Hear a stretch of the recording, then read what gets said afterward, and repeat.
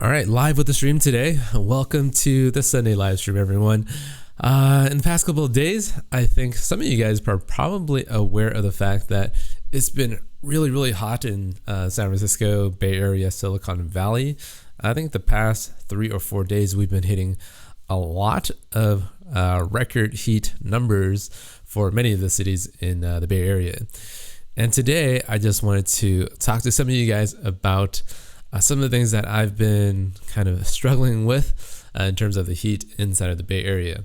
So I live in South San Francisco, which is a little bit away from San Francisco, but is still in the Silicon Valley area.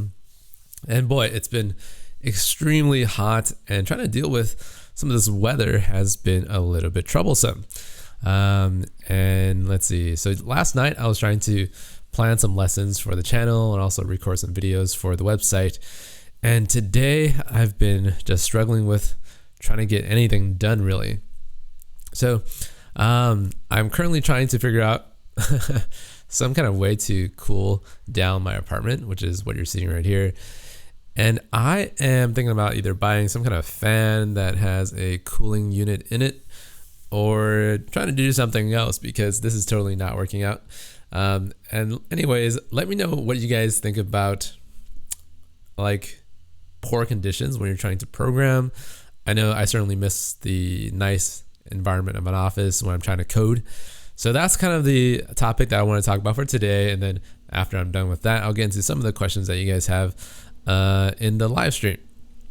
So thank you everyone for joining. And today I just wanted to go through this quick list about working in bad conditions.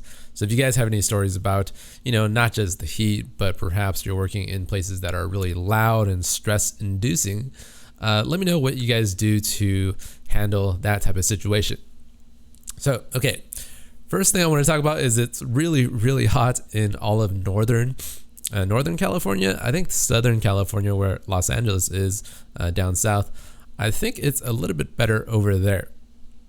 But anyhow, it's been really tough to fight the heat. So trying to code in the heat here. Let me open this up. I do really miss the cool air conditioning in a nice Silicon Valley office.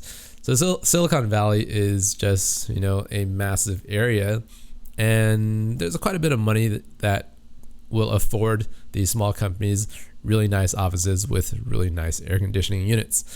So that's what I really miss. And then also on top of that, the money affords these companies free coffee, free snacks, free food from the kitchen area that is typically stocked with a ton of food. So I remember the good old days when I just used to grab a cup of coffee, sit down at my cube, my desk, wherever it happens to be, and then code for just hours and hours. And that's something I certainly miss of the kind of the corporate life of being a programmer. So if I had that right now, it'd be pretty awesome. I'm considering finding an office somewhere where I can just sit down and work.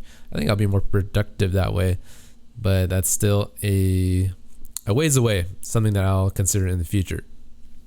So the next thing I notice is that when I'm trying to search for answers on the internet, I feel like I'm just sweating beads of sweat just being on Stack Overflow. So on Stack Overflow, even as I'm looking for answers to some of the programming questions that I have, I can feel like beads of sweat dripping down my neck, my back, and it's really tough to get in that mode, that mindset that allows you to just type out really clean code while you're trying to solve a problem.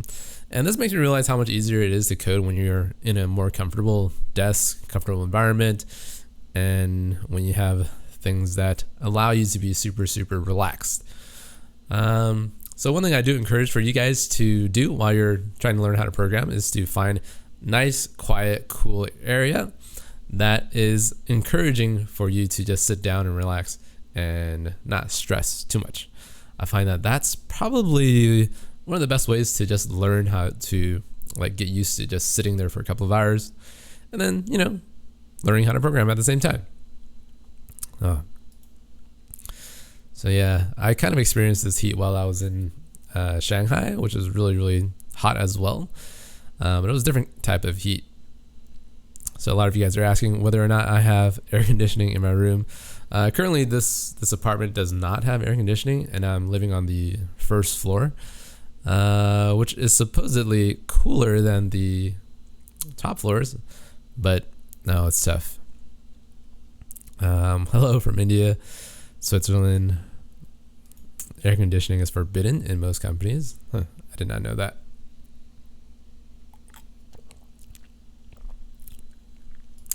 Yeah, so the other solution for getting outside of your typical environment that you don't probably like when you're trying to code is to just go to like Starbucks or something just to code. If there are seats at a local coffee shop, I think I spelled coffee wrong, for me to sit in, I'd rather be kind of relaxing there with the air conditioning and just trying to get away from the outside heat. There's something very relaxing about coding around strangers that you've never seen before and coding at the same time. How many of you guys share that same feeling? Yeah, it's really hot. How many of you guys are experiencing heat waves in the countries that you guys are living in? I don't know exactly what it is, but it's maybe it's global warming. Maybe. Oh.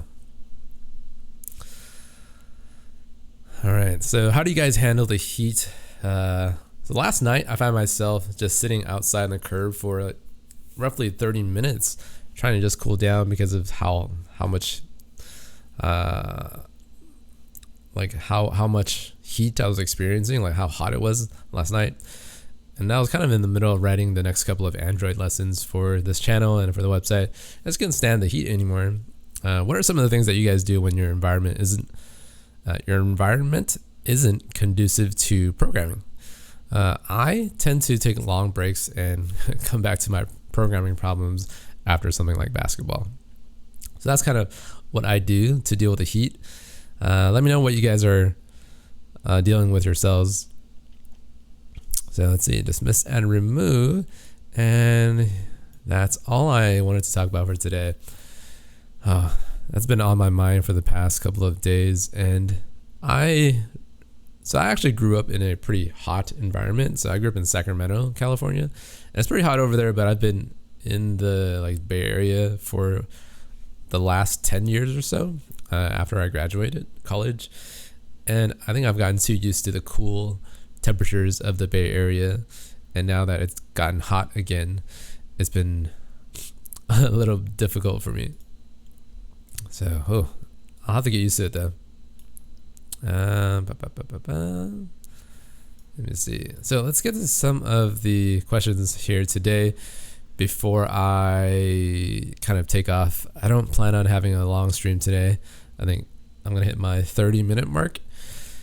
And then I will head out to do something else. Head out into the heat out there. Although, as much as I don't like being under hot weather, I always feel like being outside is better than being indoors. Having to take a look outside instead of sitting at home watching the TV and being on YouTube, I think it's healthier for us as a society. So isn't coding the whole point of Starbucks? I feel like that's become the norm in terms of Starbucks and what they do. I feel like everyone goes to Starbucks just to do their homework nowadays. I think there's something to that, the phenomenon of coffee shops and people trying to get work done. It's a great place to do stuff. All right, so Wasim says, first comment for me, please don't stop iOS tutorials. Yeah, I probably will not. I'll keep continuing with the iOS stuff as long as I can stay inspired and also stay motivated. And in the end, the thing about these tutorials that I create for the channel, it's all about creativity and lesson planning. So some of you guys that have experience teaching, whether it be mentoring or tutoring, you always have to come up with new ideas as to how to teach a specific topic that's kind of hard to understand. So creativity, inspiration, and motivation all three of these things for me, they play a big part in delivering my message and delivering that lesson. So as I've been doing the iOS tutorials for the past year and a half, I have kind of gotten bored of the whole Swift Xcode iOS topic. I myself, as a professional developer, I used to do the full stack. So I used to touch like the back end, the middleware, and then also the front end for multiple platforms like the web, Android, and iOS. So I did a lot of things when I was professionally developing code. That's kind of why just doing one thing over and over, for example, Swift, doing that over and over kind of drives me crazy. So nowadays I've been pumping out those Android Kotlin tutorials, which should be very, very helpful for you guys and also helpful for me to get myself out of this rut, this programming rut. The thing that helps me a lot, shut down the TV, don't waste energy. Yeah, the remote's a little bit too far from me right now. So what was I going to talk about? I think the thing that works for me the best in terms of programming, for those of you that are interested in listening, is probably the fact that I have a lot of projects going on at the same time. Most of what you guys see that are just the YouTube subscribers, you guys see all of this Swift content, right? So I'm actually working on like the website and then trying to put out different types of projects on the web, which makes it very, which gives me a variety of things to do, which makes it interesting for me. So I will tend to get really bored of one specific thing. That's kind of why I haven't been able to hold a job for more than at least 2 years mostly. The longest job that I've been at was for 3.5 years, and most of my other jobs were probably at the very most 2 years. So I've just had to move from company to company for salary changes and also project changes, because after a certain while or a certain amount of time, you sort of lose interest in the technology that you're working on. And a lot of engineers will go through this, especially in the Bay Area, because there's just so many different opportunities for you to check out and explore while you're here, that it's kind of difficult to stay at one place for too long, unless it's like Google or Facebook or something like that. And even then, the engineers leave those companies after like 4 or 5 years because they want to start their own thing. They don't want to work for a big corporation like Google. Okay, hello from Dubai. Hello. So we have a lot of new names here today, I've noticed. So good to have everyone here. You'll notice that this channel is going through a little bit of a shift to Android content. Android, I find it's pretty fun to program in. It's probably because it's different compared to Swift, which I've been doing for a while. Kotlin, the language itself, is pretty fun to code in. The more I type in Kotlin, the more I find that Xcode and Swift is really slow to physically get the letters in, to get the code in. So that's one thing that I dislike about Xcode. The thing that I dislike about Android Studio and Kotlin is that everything seems to be scattered everywhere. Every time I need to deploy on a new device, deploy on a new emulator, it seems like I have to download something new.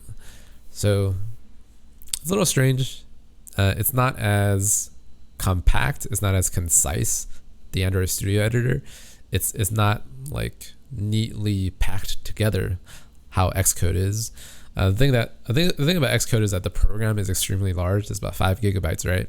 But after you download everything, you pretty much have everything that you need to develop your Swift iOS applications. You can't say the same thing about Android Studio. So yeah. I thought you said you're going to teach us how to build that app.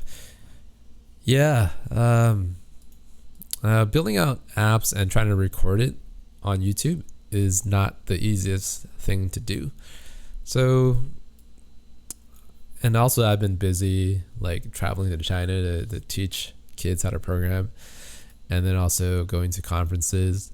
All of these things, they take attention away from this channel, which I always feel bad about, because the primary goal of my life, my entire life right now, is to build out this channel. And the more time that other things take away from this channel is something that I do regret every day, just a little bit. I code from time to time for Roche as a vacation job. It's extremely hot, but they do not have any AC. I asked them why not. They say it's forbidden by law.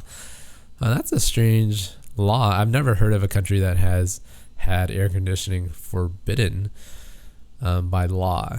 That seems a little bit extreme, but I do understand that a lot of countries that do have air conditioning, they limit their citizens on how much they should use it. Whiny baby. Who is watching cartoons behind you? So that's just Netflix, and I believe that's Family Guy back there. That's the last thing that I was watching. I'm a big Family Guy fan. Kenya place is so cold. I didn't know that Kenya was cold. From my understanding, I thought Kenya was pretty hot. Okay. Oh, we got Johan Albrechtsen with the Kroners, I believe. Thank you, Johan. Okay, so questions about development. Can you make a tutorial about the app which you use today? Is it a table view, collection view, have ID headers? So news. Every application that I've built out and that I've seen on the App Store, I would assume that it uses a collection view for a list. I don't think any, for the most part, the lists that you see are collection views. I mean, not that it matters really. After a while, you'll notice that many of these components are just things that you use as like your toolbox. You'll throw a certain tool at a certain job, and then it gets the job done. I think because I've been doing this for so long, everything just seems like it's the same thing after a while.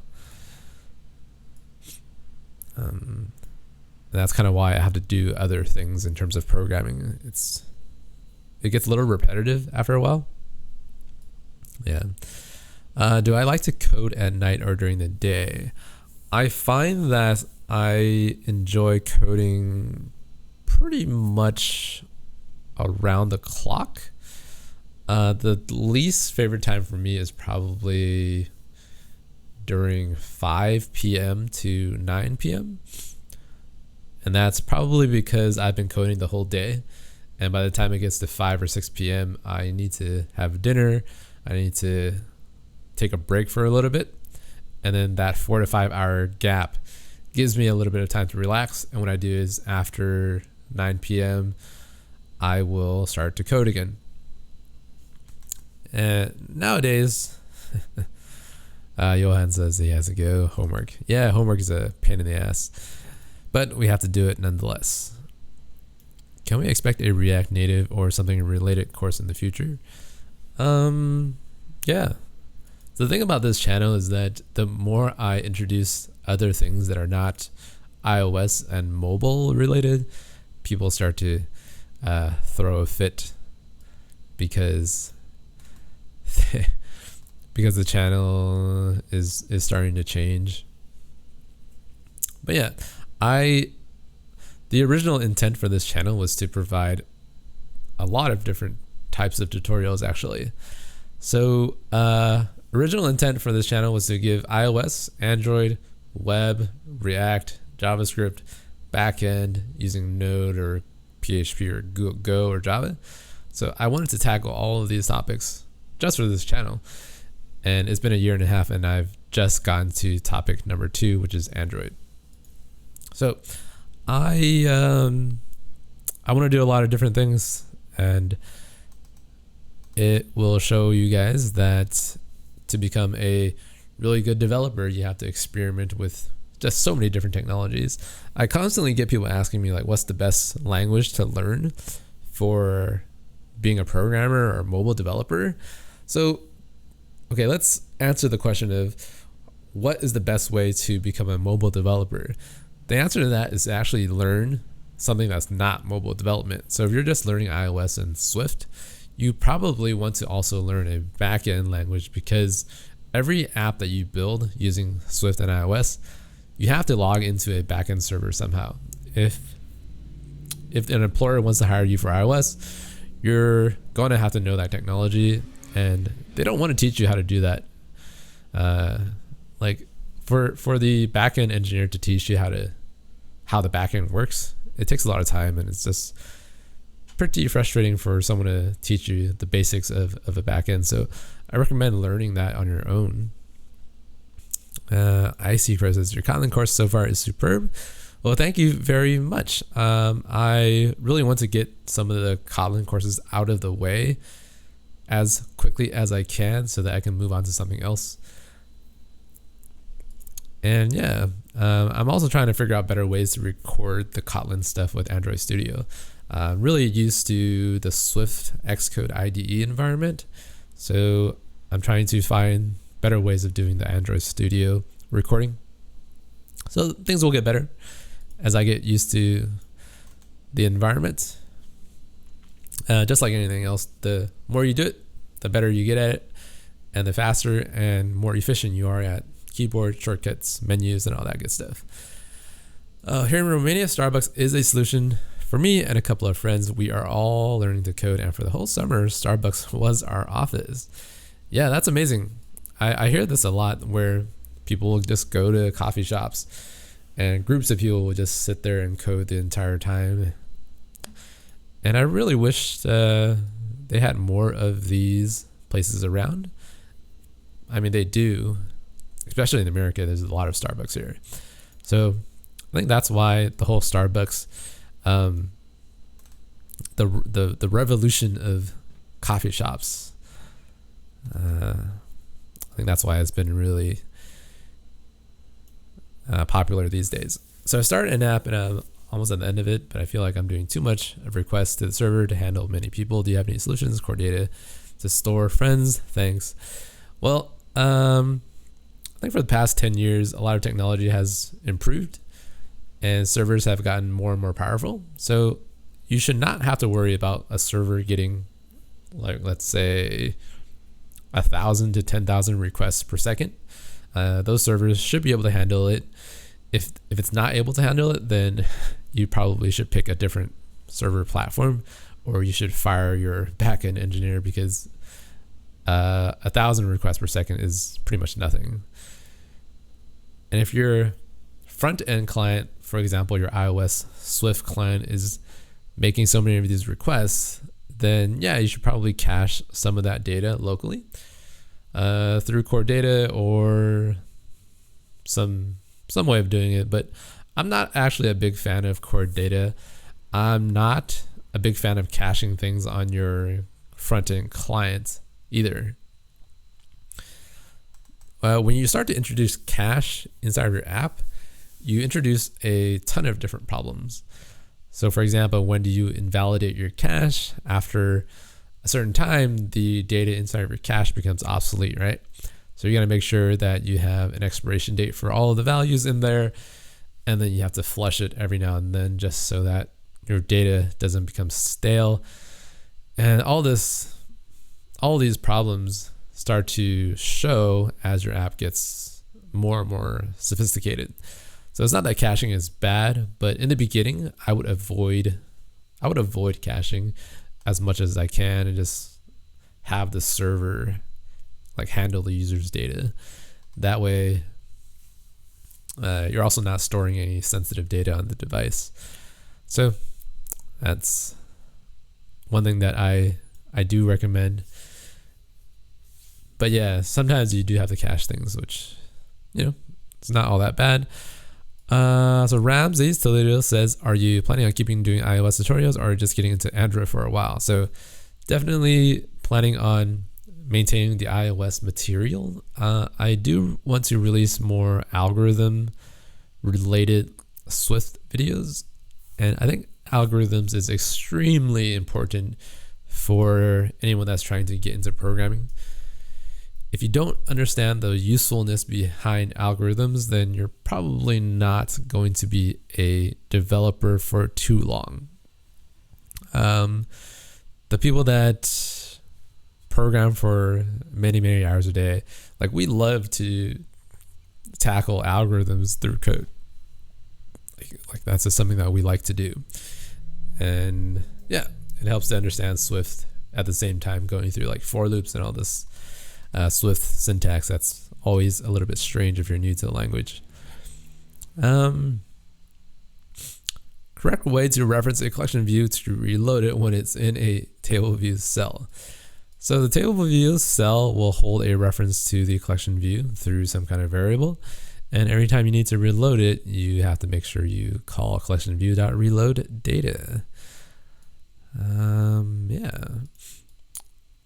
So let's see. I used to live in a really hot section of South Africa in the afternoons. I used to wet a shirt or throw a wet towel over my head. Otherwise, I'd put my feet in a cold bucket of water. Yeah. Yeah. It's got to be something that I can do to get away from the heat here. It's extremely, extremely hot. Okay, so Mario says that Java is boring. There are really good tutorials though.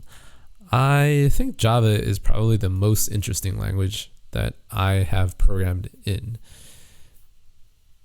And I don't agree with people that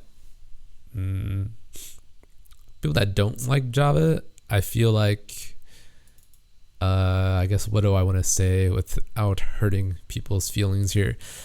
Java is a pretty verbose language. It's kind of complicated the way that things are structured, but it's not as bad as the language of C. And even then, C is not that bad. I think the languages that are kind of boring to me are languages such as Swift, JavaScript, and what else is there? Yeah, I think Swift and JavaScript are languages that are kind of boring because a lot of the things that you typically handle as a programmer is handled for you, so you don't have to think too much.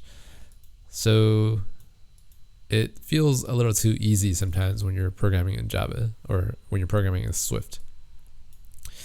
And what that really means is sometimes you don't exactly understand what's going on behind the program.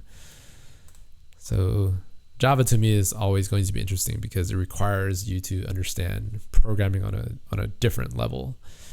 And so a lot of Swift programmers don't understand more abstract concepts like abstract classes, interfaces, protocols, how to mix abstract classes and interfaces, and how to use all of this to make an efficient program. And if you're a Swift programmer, you just don't encounter this stuff very often. That's why it's always difficult when someone tells you about these topics and you seem to, I guess Swift developers tend to like brush this off as, oh, this is just Java related programming that I don't need to know. But the true programmers start from Java, and yeah, Java is a great language. I disagree with anyone that says otherwise. Oakland was 115 degrees. Oh my God, that's oh, I don't, yeah, definitely do not envy you right now, Raymond.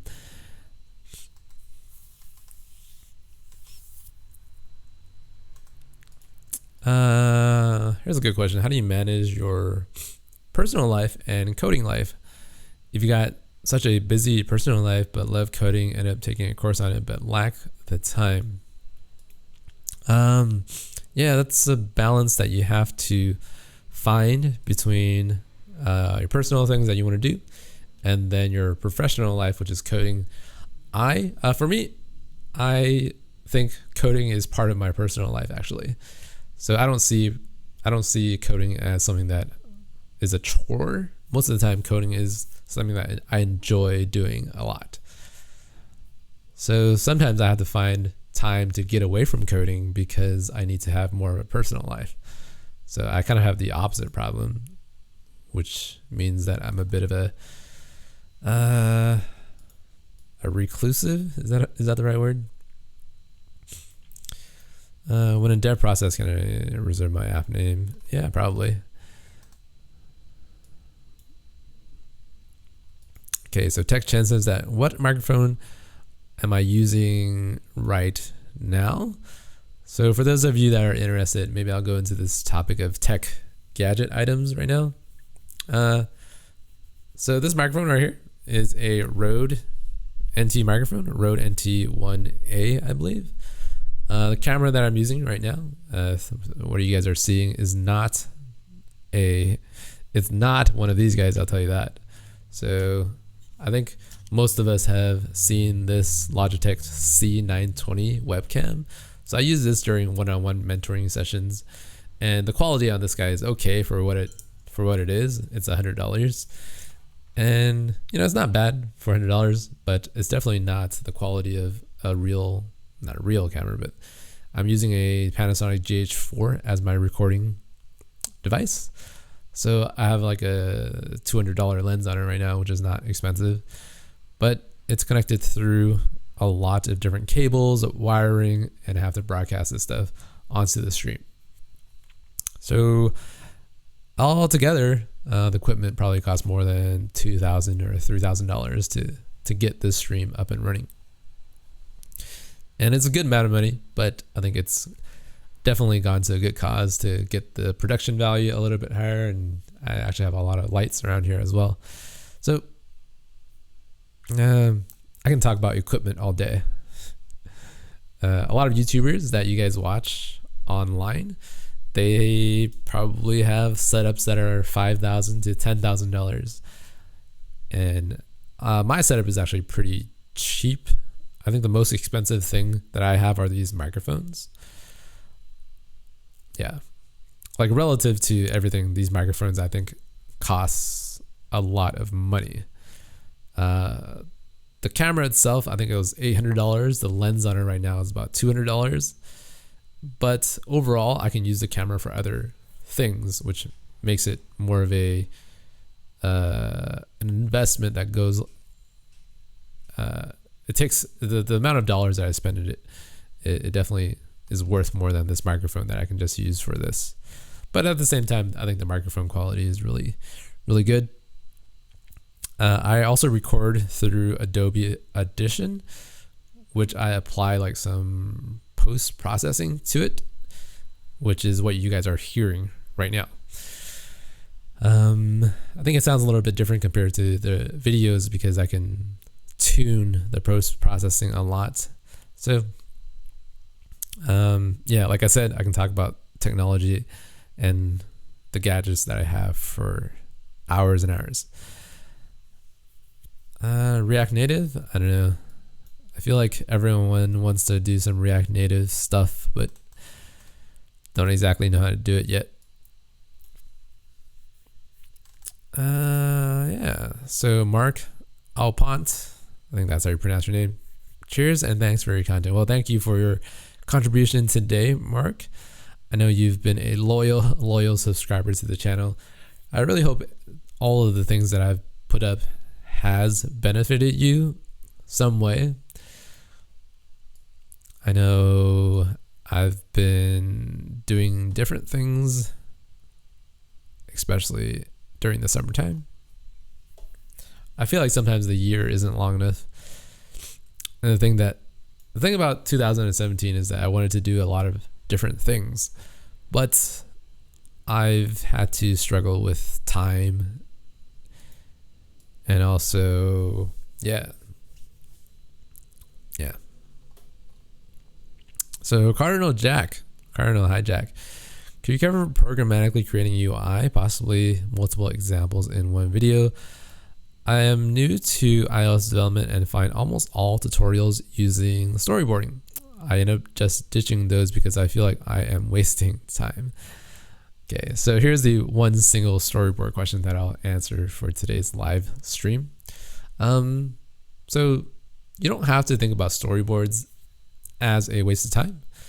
It is something that many people do end up using in the professional world. The thing about storyboards is that eventually you'll have to move away from the storyboard when you have to build something extremely custom, or not even extremely custom, but something that just looks different from your standard UI kit. You have to just dive into programmatically creating the UI. And every single one of my videos that I've put up on Swift and iOS, I've created all of the UI programmatically. So I do understand that there's still a bit of a learning curve to the whole topic, because not a lot of people online, at least, they don't build it through code. But you'll find that professionally when you get into the world of software development. I think most companies will build out their UIs programmatically. For example, this website, youtube.com on the web, YouTube on iOS, and YouTube on Android. All of that is built programmatically. They don't use the storyboard at all. And I think that's true because I have a friend that works at YouTube, and he says that the code base does not have any storyboards. So there are steps that you have to take in order for you to be more comfortable with writing out code to build out things. And it all starts from like putting a rectangle on the screen. If you can put a rectangle on the screen, you're like much closer to learning how to put out the UI. I recommend taking my Instagram course, which I build out the UI programmatically again, and it starts from like pretty much nothing, right? We start off from a blank canvas and we just slowly put things onto the screen programmatically. Things that are beneficial in that development process is that you don't have to deal with IB outlets, IB actions. You understand exactly what's going on in your code. So yeah. All right. Hello from Singapore. 赵鹏港. Hello from Singapore. A lot of big YouTubers, streamers have full setups with lights, really expensive mics and cameras. Yeah. Yeah. Yep. So yeah. So I have this $1,000 camera isn't all that expensive now that I really think about what people are using out there. Like a lot of people that you guys are watching on YouTube, they record using these Sony Alpha cameras, and the good ones are about $2,000 just for the camera itself. And then people are using Canon 5D Mark IIIs, which are about $1,500. So yeah, all of the videos that people put out on youtube.com and just any other video website, it takes a lot of time, money, creativity, inspiration just to record all of this stuff. So whenever you guys are leaving a negative feedback, a bad comment on their channels, on their videos, you have to really think about all of the work that they put in to get the video out. So I do understand if people have low production value for their videos, you can tell them to upgrade their lighting at least. The thing that gets me about YouTube videos, and sometimes their lighting, like the most important thing about YouTube content is that the subject, the person that's talking into the camera, is properly lit. And we all have lights and bulbs at home, so you have to just light yourself up. Like I don't have perfect lighting, but lighting is like $10 or $20 at the very most for the basic setup. So make sure you have lighting first. First is the lighting, and then the second thing is the microphone, and then the third thing is the camera. That's That's my personal opinion. Found that writing, reading data in a loop from to device storage is a very memory consuming task. Do you have any suggestions on how to decrease memory peaks during this operation? Thanks. You can always do the work in a background thread. And then once you're done doing the reading, doing the writing, then you're done. It should not be too bad. Freelance iOS developer, a good option. I don't enjoy doing contracting. I don't enjoy doing freelancing. So I guess I don't like doing all of the contracting when it's work that I have to go out and get myself. I don't like doing all of the negotiation of, oh, here's how many hours that I will need to spend on this project. Here's how much money you need to pay me. And then there's that negotiation process on, well, what if you do this for me and then I'll pay you this much? And it takes just too much time. Usually the negotiation takes a week or two from my side and their side. And then that's a lot of time that's wasted in that whole process. But at the same time, you do get to charge at a higher rate, which does recover that time, or some of that time anyhow. But to me, I don't like having to go through that whole process of, negotiating your own value with someone. Because I know how much I'm worth. I know how much time or how much money my time is worth. And trying to tell someone or justify it to someone else that wants you to do something for them, it's definitely not something that I enjoy doing. So Thomas Calley says, could I still go on to have a career in software development if I were to get a math degree? So I graduated from UC Berkeley with an applied mathematics degree in industrial engineering and operations research. And while I was in college, I studied a lot of the computer science courses. So that's my degree and that's my background. So you can make your own judgment call on whether or not you can still be a software developer.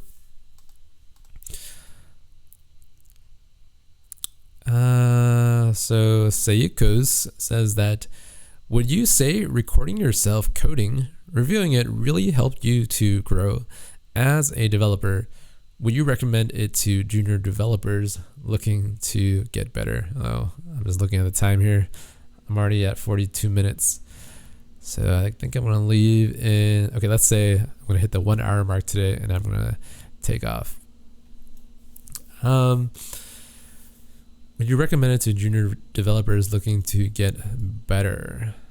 I think that recording yourself does certainly help, but it doesn't help you code as much as it helps you present your ideas, and it helps you know and learn how you explain difficult concepts and abstract concepts in a way such that your viewer can understand.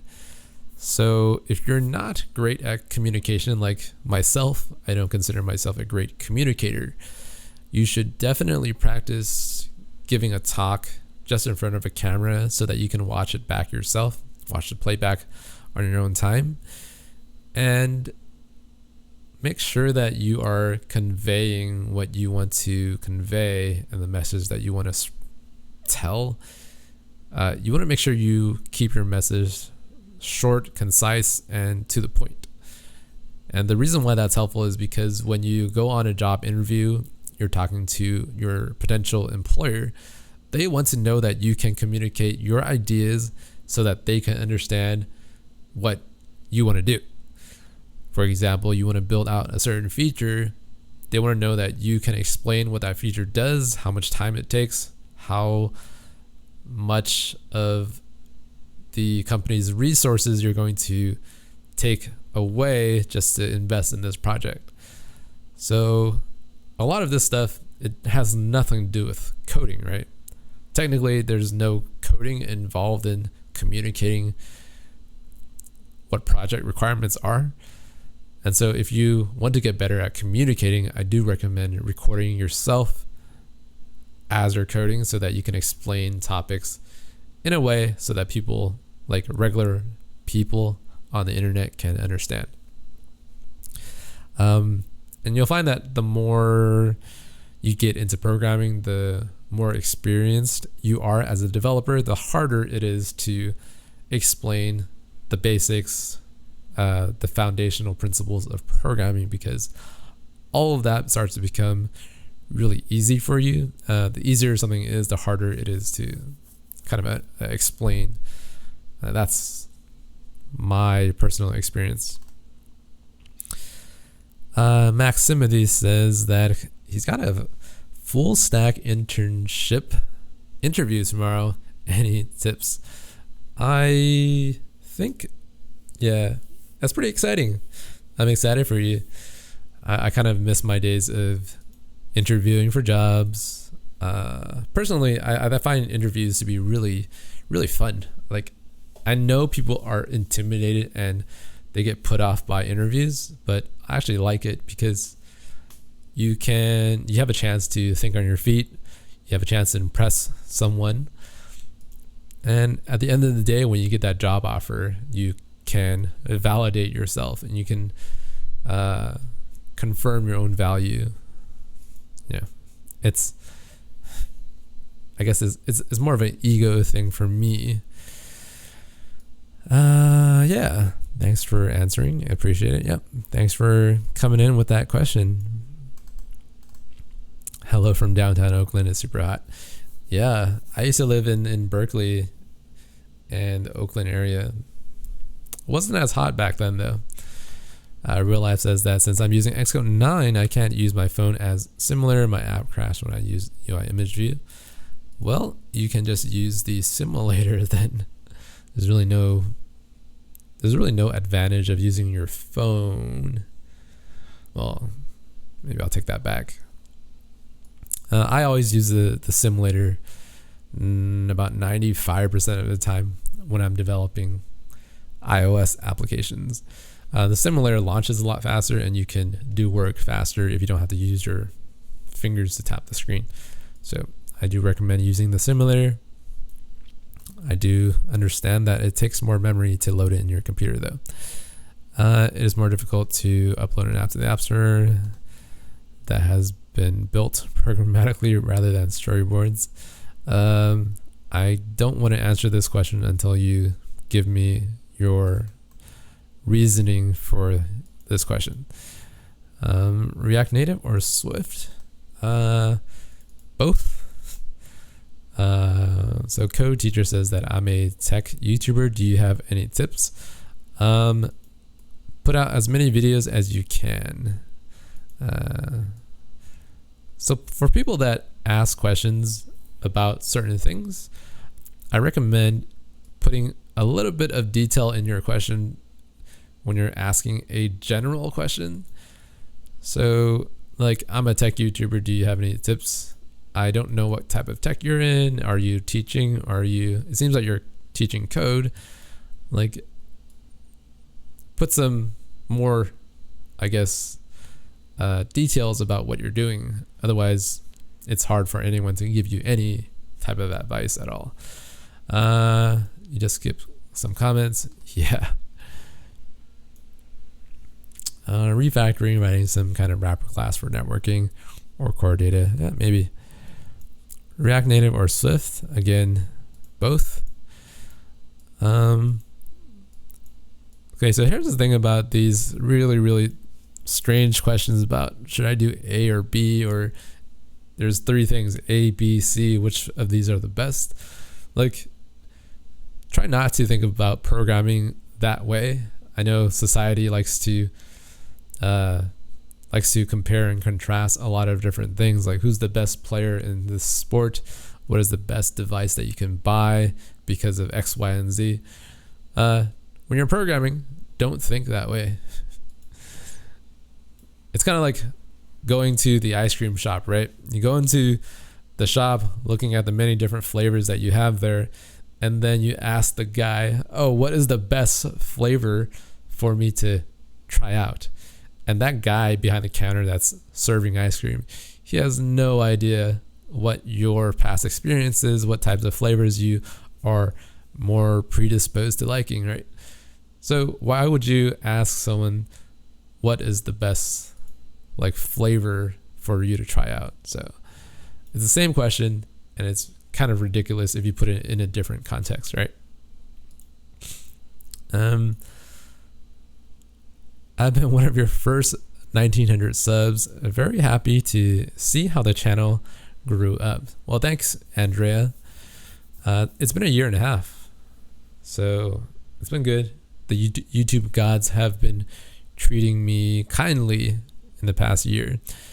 Can you give advice on transitioning to a new industry when you have focused your experience in one area? For example, going from DevOps Java to mobile, my past experience may not apply to a new job. So I've had the fortunate experience of going from many different jobs to, I guess, I've been able to jump horizontally. So what I mean is I've been able to go from doing C# as one of my first jobs to Flash ActionScript, and then to Java, and then to Objective-C, then to Swift and Android Kotlin, and then Ruby and Rails, and then right now I'm doing a bunch of different things. So all of this is pretty much programming related. So I've been fortunate enough to kind of get what I want out of programming that way. I think if you're a DevOps person and you're doing things like administrative work on the machines that you have on the cloud, perhaps you are responsible for launching the instances onto AWS, Amazon Web Services, managing the S3 buckets, CDNs, and all that good stuff. If you can demonstrate that you know how to program some way, then that's the best thing for you to show during an interview. Personally, I've interviewed DevOps engineers trying to become developers. And the thing that's always striking to me, at least, is that DevOps people, they tend to talk about technology in a different way than programmers and, I guess, developers, and I guess more specifically front-end developers.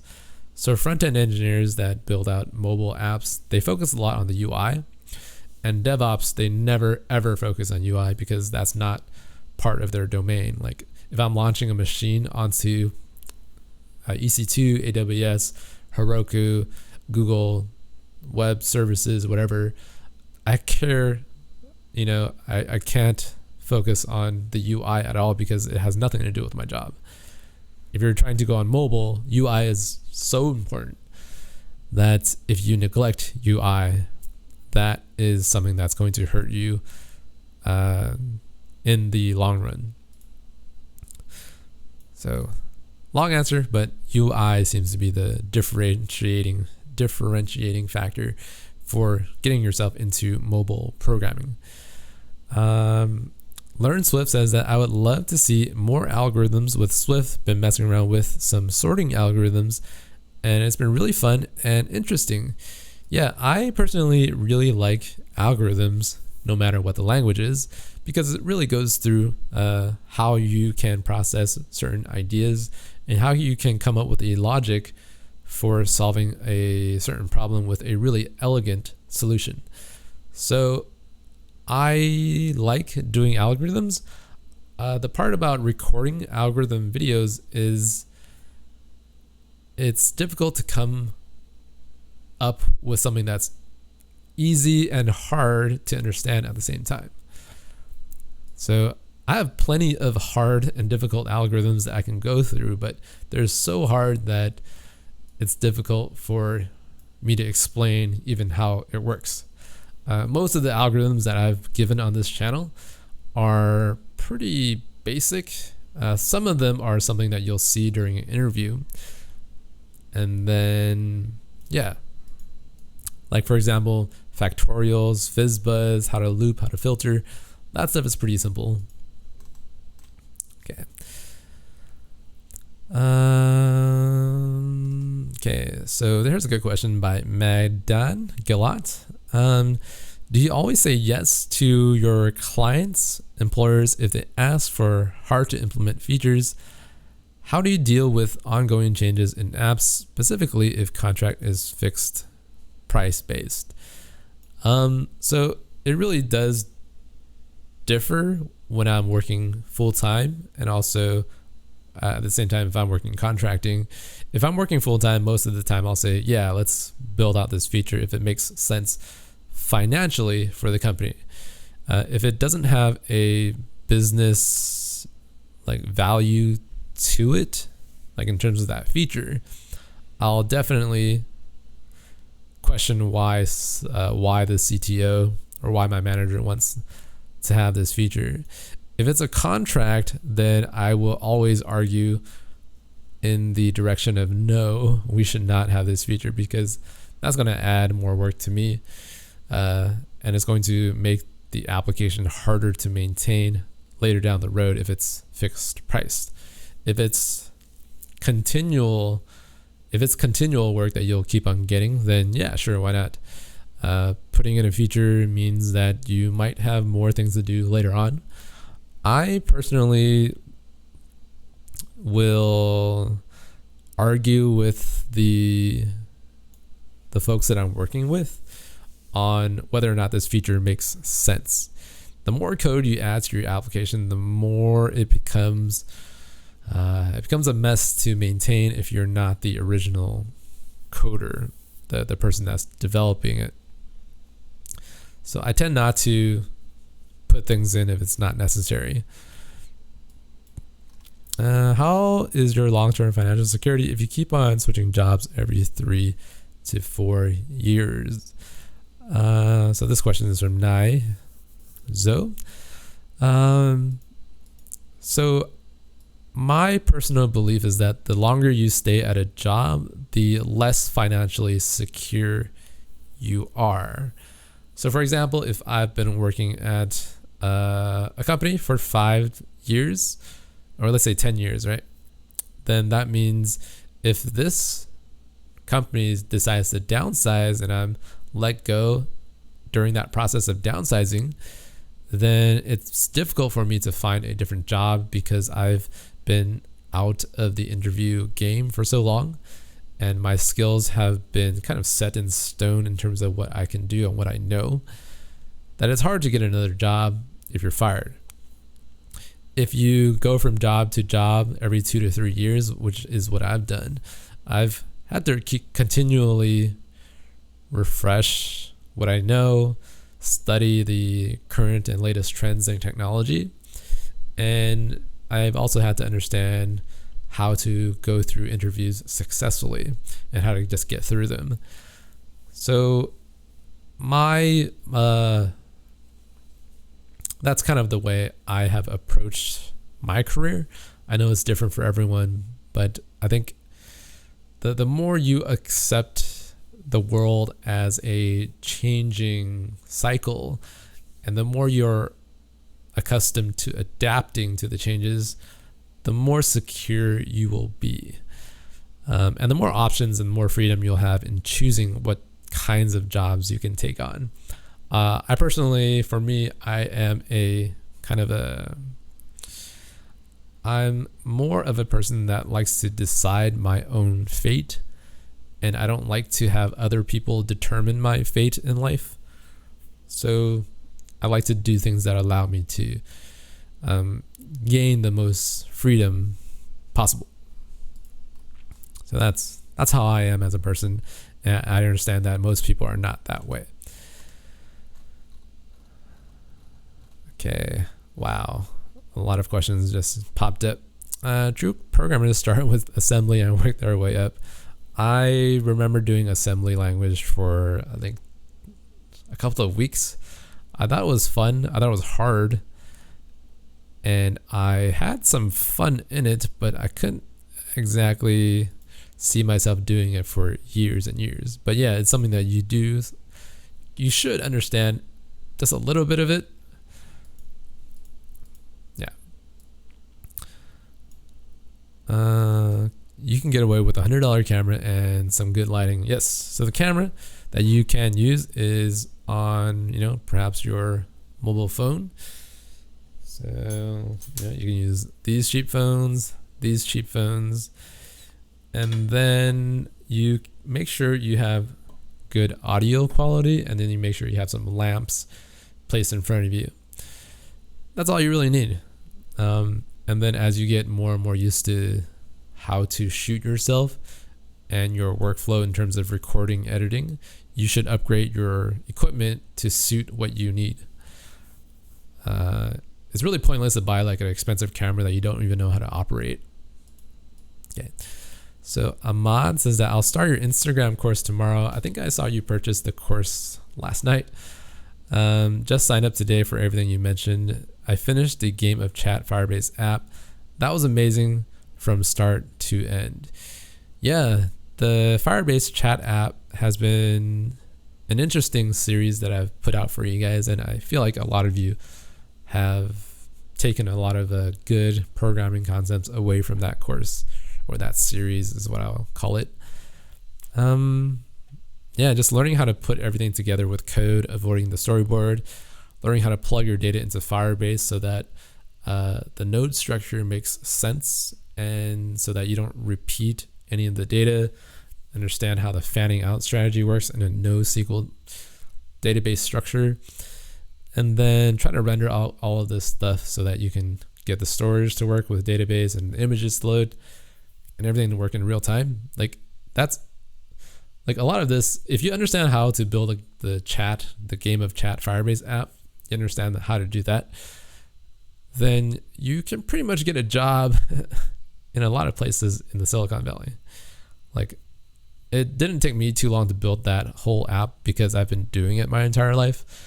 But if you can start to build out that app yourself, and then if you can really build out that Instagram course app, then you should have no problem finding a job, I think. Yeah. Do you program Kotlin the way you program Swift without storyboards and XML? So the reason why, okay, I guess let me unwrap this question. When I program in Kotlin and Java, I do use the XML editor for Java because it's so easy to customize the XML file with code that it's difficult. Like, it's hard to argue why you should not use that XML editor. For storyboards, it's different because I can't edit that stuff with like code. And as a coder, as a programmer, I want to edit it with code. I don't want to tap on like 5 different menus just to get to some thing that I want to change 1 pixel with. So that's why I avoid the storyboard. Like, most of the people that work out here in the Silicon Valley area, we program for 8 hours a day. We want to code, we want to program. We don't want to go into something that we can't touch the code. Okay. Nate the Great says, I'm a big fan of the channel. Well, good to have you on board with everyone else here. Have you began planning a series for an application in Android, or are you not looking that far down the line? So that's a good question. I am planning a couple of different things that I actually cannot talk about yet because I am under, NDA right now. But it's going to have to do with something that maybe has to do with Firebase. And that's what I want to do with the Android side of things. I want to put out more courses that I can do a good job at explaining how things work for you guys. So the Android side, I'm going to put out something, and then I'm going to put out some more like novice beginner material for iOS. And then at the same time, I want to put out another high quality premium iOS course. So that's currently where I'm thinking at. I don't think too far down the line, because when I start to deviate from where I want to be in the next like 1 or 2 weeks, I kind of lose focus and I get nothing done. So Rohan says, I have some experience in Android development, interest in iOS. Are there any major differences you noticed? Yeah, there's totally a different environment for Android Studio versus Xcode. It's really different. But I think like I really enjoy programming a lot. So the more tools that I have, the more experience I use these tools, the more fun I have. And hopefully it's the same for you guys.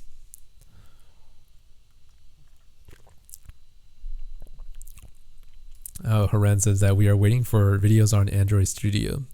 So Haren, I hope you have watched the 4? How many videos have I released? I think 4 videos right now on Android Studio. So I hope you have been watching those videos.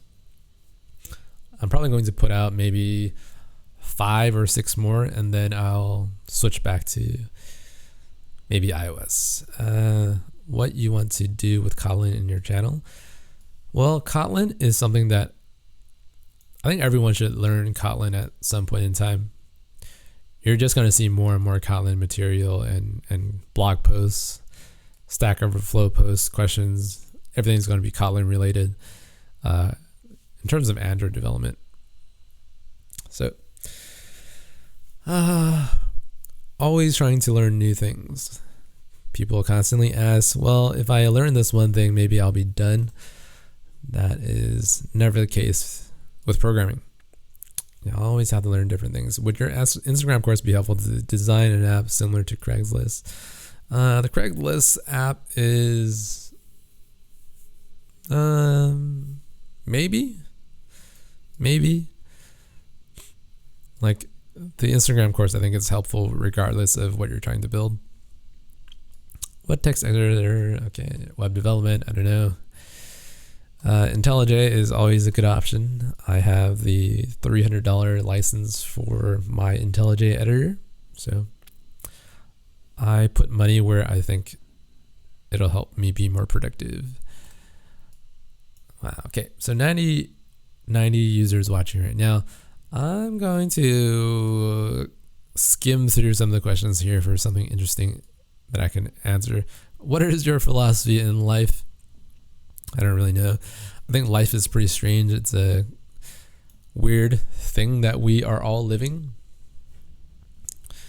And to be self-aware of what we're doing is something that's really unique to the human experience. So whatever you want to make of it, I think you only have a very short amount of time to do it. So make sure you go out there and do whatever you have to do before it all ends.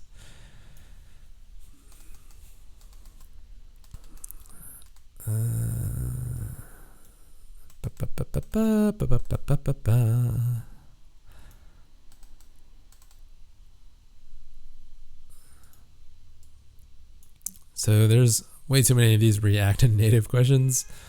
I'm not a huge advocate for React Native. I don't really like progressive web apps either. I do see progressive web apps having their own place in the programming world, but there's never going to be a way to replace native development. Yeah. Yep. How about the process of uploading an application if you built it out programmatically? There is zero difference between programmatic and storyboards. In fact, it's faster to compile your project if it's programmatically built. So it'll be faster if you care about, the one time that you do upload your application every couple of weeks.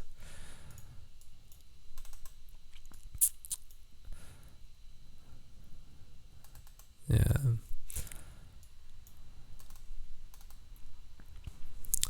Who's your hero as a developer? I don't really have any heroes. I enjoy everyone that shares their work on the internet, especially through blog posts, videos, and everyone that's trying to improve how we program. They're all my heroes. Are you in Shanghai? Nope. I currently am in San Francisco. I was in Shanghai a couple of weeks back and it was like super hot.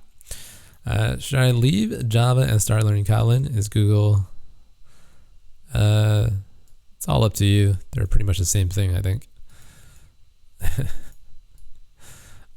I think I say that a lot because everything appears to be just one thing to me nowadays. So for example, when I think about programming, right, I don't think about things in languages. I don't think I've ever thought that way. The way that I conceptualize programming in my head is if I need to get something on a platform, then I have to learn how that platform works, which usually involves a new language, and then I'll just do it. And then if I want to move on to the web, I have to learn how the web works. I want to move on to Android, the backend, how to learn how that platform works. I don't really see things in like black and white, like, oh, I have to learn this thing. Just you have to someone left a really good comment on, don't worry about what you're going to have to learn in the future, just learn what you need to know now. Right? People really need to stop and just relax, chill out about what you need to know a year from now. Just learn what you need to know now. All right, Casey West says, hope all is well, enjoying the SoCal heat wave as well. Hey, Casey. I think I'll send you an email about what we're talking about later on. Swift versus Kotlin, doesn't matter. What's my favorite song when you're typing code? So let me play out my playlist right now for you guys. I don't know if you guys can hear this. But these are some songs that I got recommended from a couple of friends. Yeah. Wow. Architecture. You always have to follow the architecture of the company that you're working for. Yeah. Any tips for newbies starting out with Python? Well, you want to make sure you understand the syntax. Audio channels aren't balanced. Yeah, I've been trying to figure out why the output isn't balanced, and I think I have to do something with the right channel, left channel, right channel, right channel, right channel, right channel, right channel, right channel. Okay. So I think that's what's been going wrong. Okay, I think I just fixed it. What's your opinion on MVVM? I've never really used it. People keep talking about architectures way too often. End of the day, if you understand how, how your program works, you can adopt any type of framework you want. I guess way back in the day, I had these same questions as well. And everyone just kept talking about frameworks, architectures, and you just get really confused about all of these different things that people are talking about. And then one day you get into the real programming world and you don't actually use any of that at all. Okay. Yeah. Wow.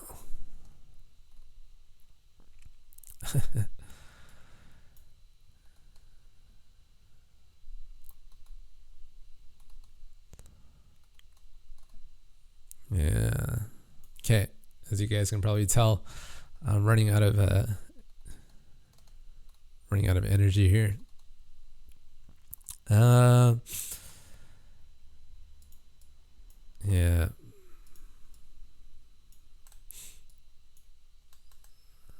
Which is the best way to set the price for an application if works freelancer based contract. I have no idea how to set a price. Normally it depends on how you price yourself as a contractor. You gave me a mention. You mentioned mentoring developers. Can you share with us how to work with you as a mentor? I typically don't work with people as a mentor anymore.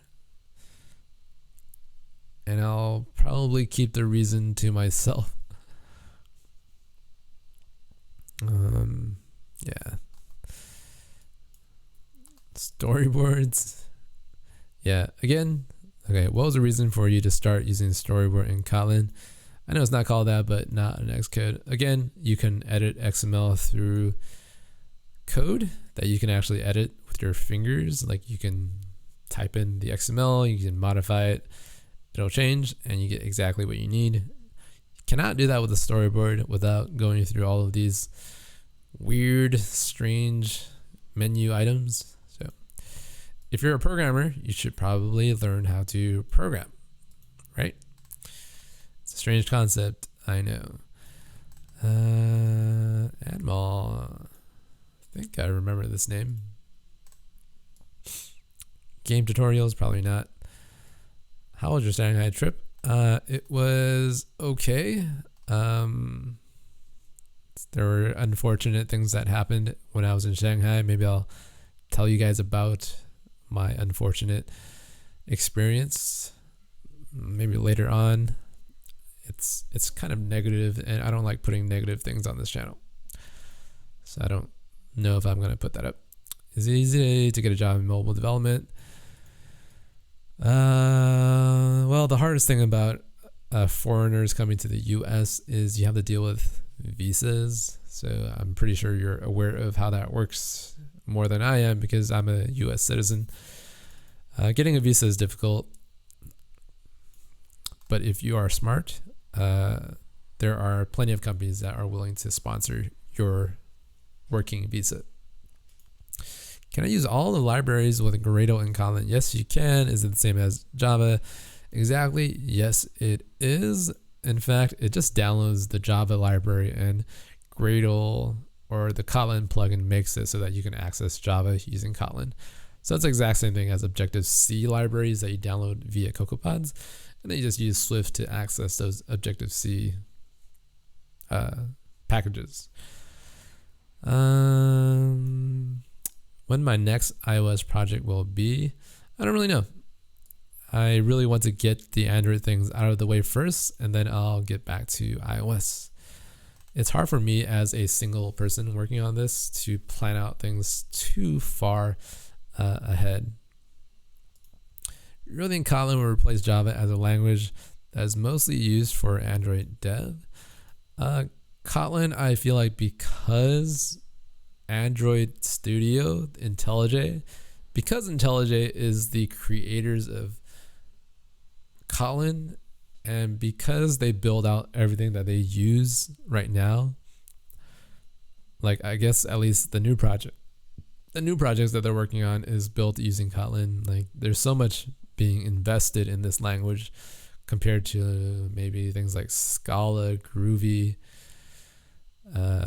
all of those languages, they don't have the type of exposure that Kotlin has. So it's not that I'm putting my money on Kotlin as the language of the future, but I don't see any reason not to learn this new thing. Do you write any test cases when you're developing? No, I do not.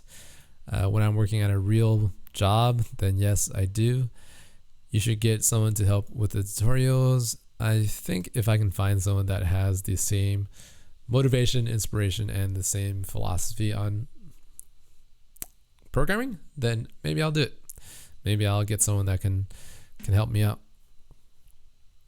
Do you know any quick way to add a full screen relative layout to Window Manager that is also touchable? No, I do not.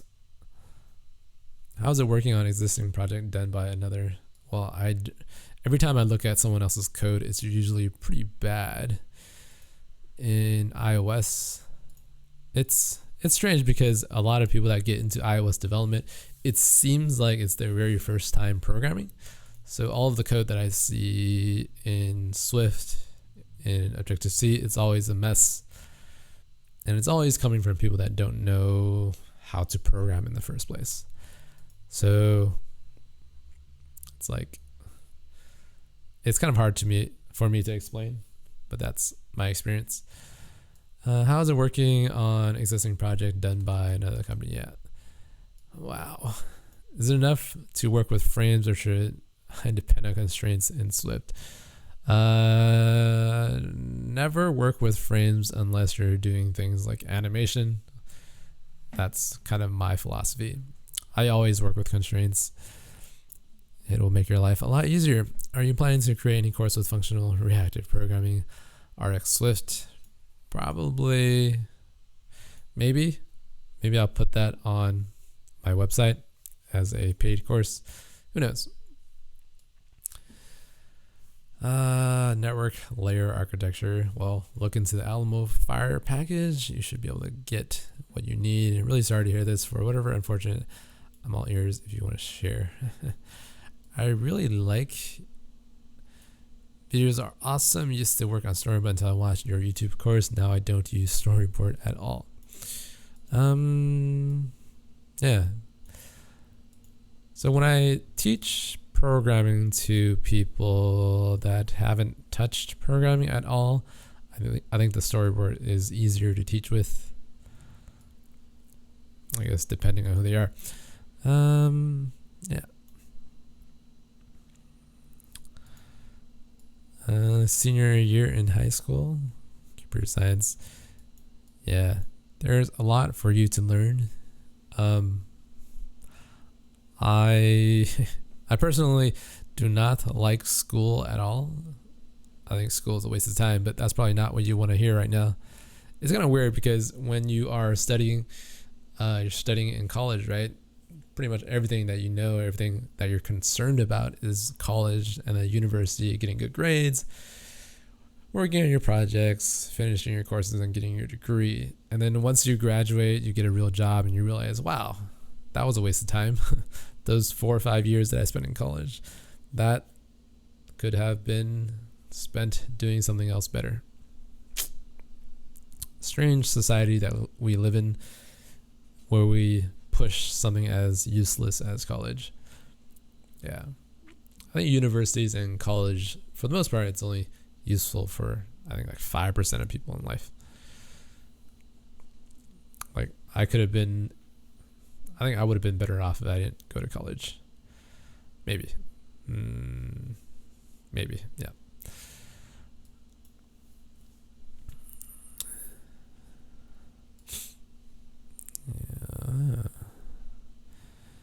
Yeah.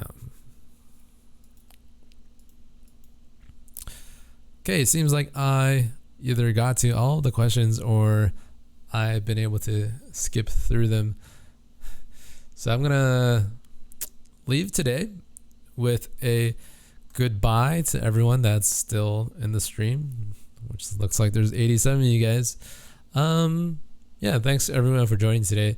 I know talking about how hot it is not extremely helpful for a programmer, but I do think that the weather is getting to me. I've been trying to get more and more videos out there and trying to release new things, but this week it's been so hot that I've been unable to concentrate on anything else but how hot it is. So hopefully you guys can understand how difficult it can be if you're not in a cool environment. I might just go out to Starbucks right now, grab a cup of coffee, get my laptop, and program things that I want to work on. So again, thanks for joining today, and I'll see everyone maybe next week. I'm not sure if I want to do this again until another 2 weeks, but yeah, I will release a couple of more videos next week. I have something queued up for Monday about my very first time taking a take-home interview exercise and how that went on Monday. So hopefully you guys go watch that, and I'll see what else I can do for you guys. I am signing out from South San Francisco, California, and I'll check you guys in the next video.